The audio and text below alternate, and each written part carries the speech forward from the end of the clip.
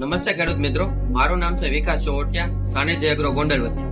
ખેડૂત મિત્રો, આજે આપણે ચર્ચાનો વિષય છે કે આપણે જમીનમાં કાળી ફૂગ અત્યારે કઈ રીતે આવે છે. તો કાળી ફૂગ કઈ રીતે આવે છે તેની વાત કરીએ ને, તો તમે જે ઉનાળા પાકનું વાવેતર કર્યું હોય તો તેમાં ફૂગનો પ્રશ્ન હોય તો પણ અત્યારે આવી શકે છે.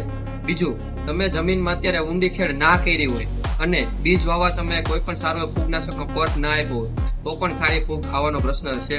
ત્રીજી જો વાત કરીએ તો અત્યારે જે વાદળછાયું વાતાવરણ છે, વરસાદનું પ્રમાણ વધુ છે અને જમીનમાં ભેજ સુકાતો નથી, તો પણ તમારે મગફળીમાં કાળી ફૂગ આવવાનો પ્રશ્ન વધારે છે. તો કાળી ફૂગ જો એકવાર આવી ગઈ તો તેના નિયંત્રણ માટે આપણે શું પગલાં લેવા જોઈએ?